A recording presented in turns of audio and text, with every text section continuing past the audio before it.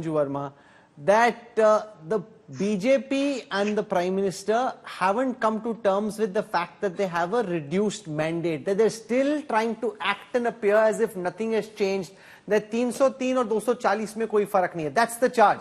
Somehow they're saying that you must accept that you don't have a full mandate and act accordingly. You are trying to make it seem as if nothing has changed, as business as usual. Rahul, there's a famous saying, हमको मालूम है जन्नत की हकीकत क्या है, लेकिन दिल को खुश करने के लिए गालिब ये ख्याल अच्छा है. The opposition is well aware of the fact that for the first time since 1962, for the first time in 62 years, an incumbent has come back to the Prime Minister's office for the third time in a row, and that is no mean achievement in itself. What does the mandate of 2024 say? The mandate of 2024 says the people want Narendra Modi right up there to be occupying the Prime Minister's post. Remember, in 2020, the incumbent in the United States was voted out. In the last 5 years, 4 Prime Ministers have changed in the United Kingdom. In the last 2 years, the incumbent was voted out in Indonesia, incumbent was voted out in Malaysia, incumbent was voted out in Brazil. In global history also, it is rare to see after 10 years, the incumbent and the incumbent's party being in pole position and forming the government. So first and foremost, let Sanjay Jha realize that Janta ne saaf keh diya hai, Rahul Gandhi is not fit to sit in the treasury benches. Rahul Gandhi is fit to sit in the opposition benches. He needs to reconcile to the fact that Pappu teesri baar fail ho chuka hai. Period. And on Manipur, without wasting too much time, I want you to know this, Rahul. I always come prepared with data. I culled out these numbers from the Home Ministry archives. In the last 18 months, in Manipur, civilian casualties are down 78%, casualties pertaining to armed forces down 67%, strikes down 84%, AFSPA related incidents down 63%, narco-terrorism down 89%, and illegal infiltration from Burma and Bangladesh down 91%. और जो लोग ये कहते हैं ना, मोदी जी ने तो कुछ किया नहीं मणिपुर में. Congress should know. Just 3 points I will make. Rahul. For the first time in 2018, Sikkim got an airport.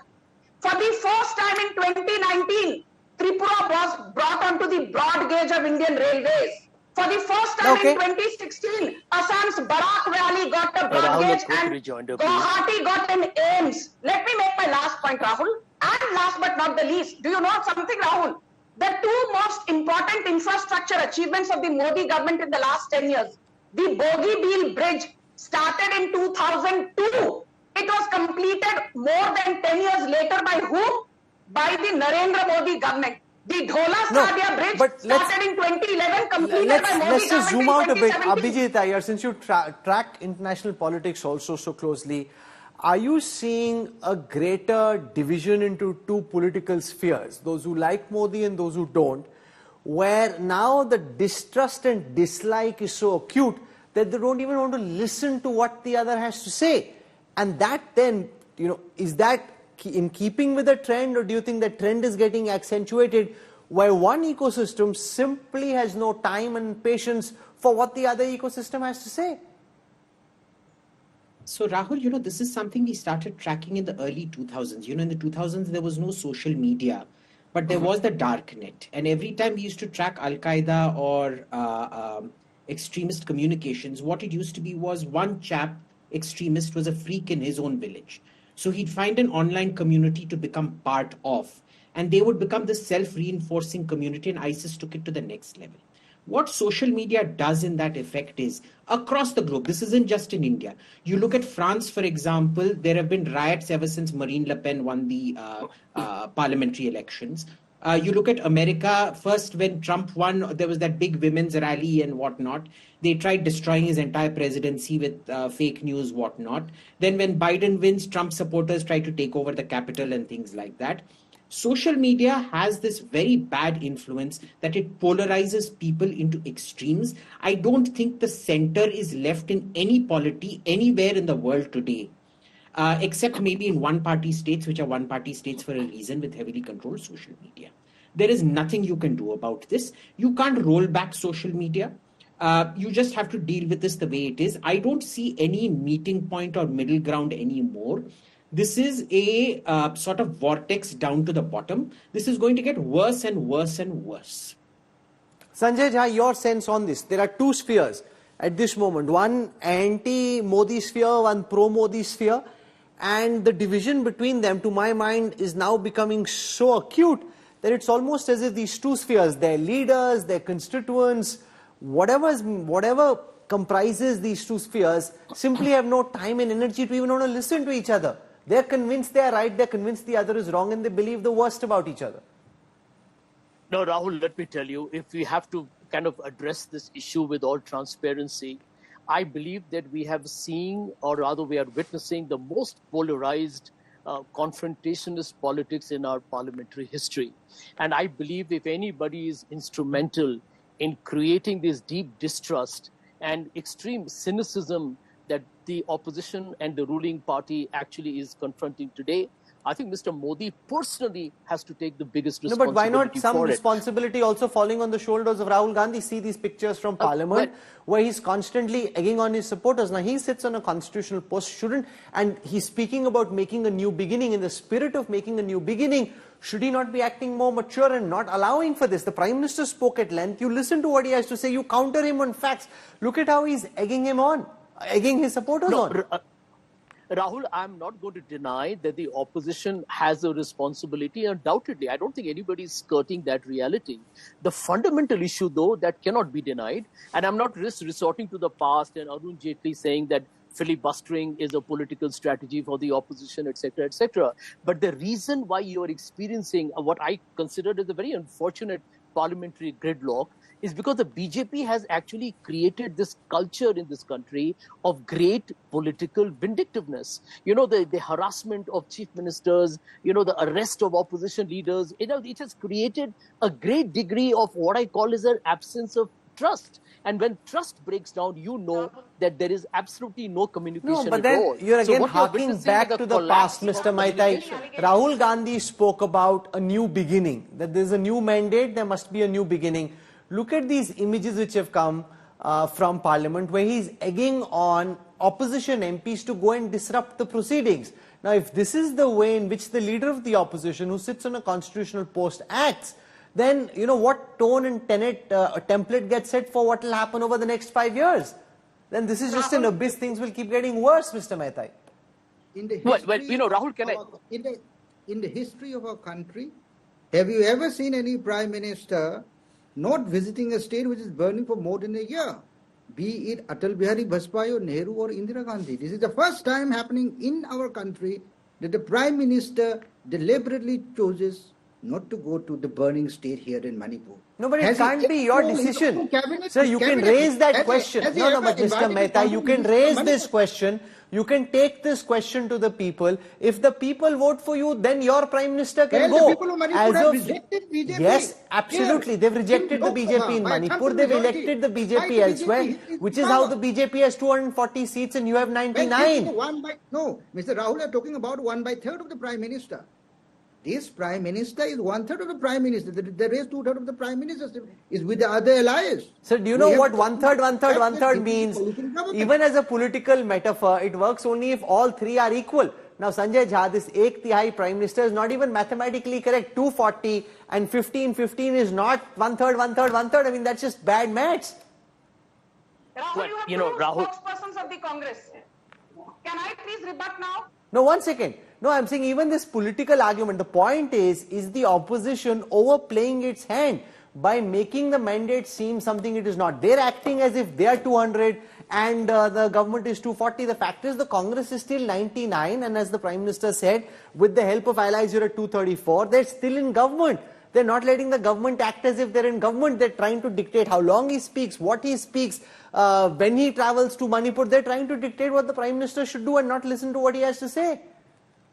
But Rahul, here is the point. If you look at the example which has created the maximum heat, and I believe very legitimately so, has been Manipur. And I'll tell you why that is critical. None of us should ignore our neighboring states, even if they are small and far away from New Delhi. Think about it. Manipur has voted out the BJP in the I Lok don't Sabha understand why elections. the BJP is There not a being allowed a message rebuttal. there. Can I just speak for a minute, Sanju? After that, you can take over. They hyped up on double engine Sarkar. But what are the people of Manipur saying? Pay attention to that, Rahul. People of Manipur have said, we don't trust the BJP. We don't trust the central and the state government. It is a very critical message against the Prime Minister himself, who, by the way, people said, in fact, the Mizoram Chief Minister said, I don't want Mr. Modi to even campaign in my state because he's becoming a political liability. I think Mr. Modi cannot run away from Okay, this. Sanju And it is a Verma wants failure to that come is in going and to haunt him. respond. Sanju, the fact that in Manipur the verdict went against you, the Congress supporters using that as the basis to say that Manipur has rejected the policies of the BJP government. Rahul, I heard Sanjay Jha. Then you went to the other Congress spokesperson. You again went to Sanjay Jha. Now, please don't rush me. Give me my 2 minutes, because the moment I start giving data, you have this bad habit of cutting me short. I don't want that. Otherwise, you clearly say you don't want the BJP's voice to be heard on your show. Thank you. Now, Sanjay Jha took the example of Manipur to try and say that, oh, BJP has been delegitimized in Manipur, Mizoram, blah, blah. Now, I want your audience to hear this loud and clear. Rahul Gandhi, 0 seats for the Congress in Ladakh, 0 for Congress in Jammu Kashmir in Lok Sabha 2024, 0 for Congress in Delhi, 0 in Madhya Pradesh, 0 in Daman and Diu, 0 in Dadra Nagar Haveli, 0 in Himachal Pradesh, 0 in Arunachal Pradesh, 0 in Uttarakhand, 0 in Sikkim, 0 in Mizoram, 0 in Tripura, 0 in Andhra Pradesh, 0 in Andaman and Nicobar. In 14 states and union territories, Rahul Gandhi, जिनको कांग्रेस अपना hero बोलती है, हमारा शेर आ गया, his scorecard is 0. In Odisha, Congress won just 1 seat in Lok Sabha 2024, it won just 1 seat in Gujarat in 2024, and it won just 1 seat from West Bengal in Lok Sabha 2024. So first and foremost, let's get this very clear. The mandate is not for Rahul Gandhi.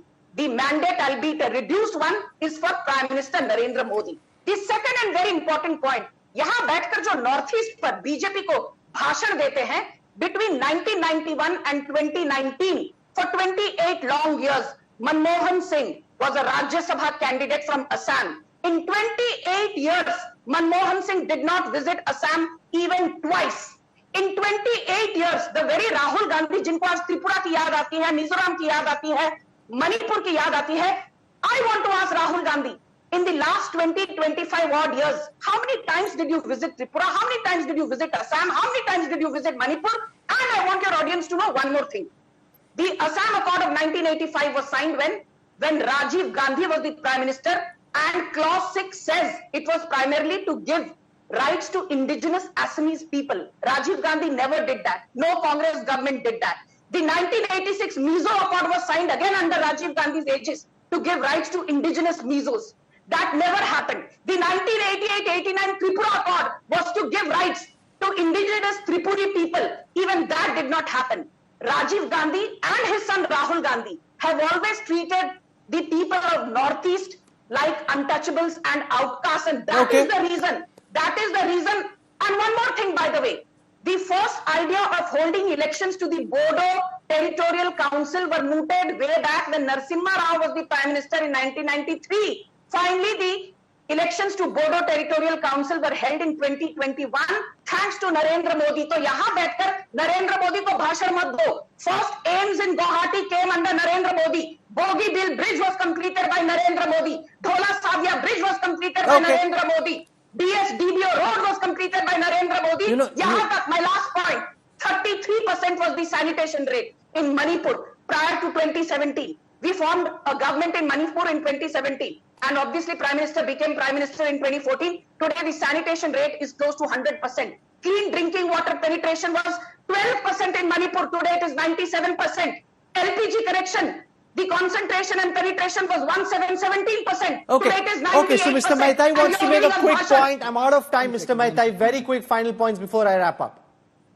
If you are talking about the constitutional protection of the indigenous people from the northeastern states, well, you see for Assam, there are 6 different OBC communities. They are yet to be granted ST status. What is the role? What is You did not even give toilets to Hi, the the people Prime of Minister Manipur. Modi on Sanju, that. now you must You did listen not to what he even has give to My say. own thing was the Prime Sanju, Minister. you've He gave spoken at 40 length, now minutes. listen to what he has gave to say. 40 minutes to the delegation of the Meitei Scheduled Tribe Demand Committee. Did ever Prime Minister Modi meet anyone, any delegation of Meitei Scheduled Tribe Demand Committee? Not even a single one.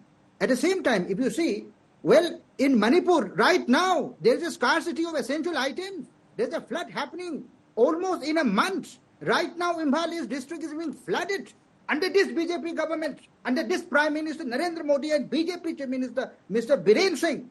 There is a scarcity of LPG gas right now. The inflation rate is the highest here in the state, in Manipur, compared to other states in the entire country. And you are talking about LPG. You are talking about water pipeline.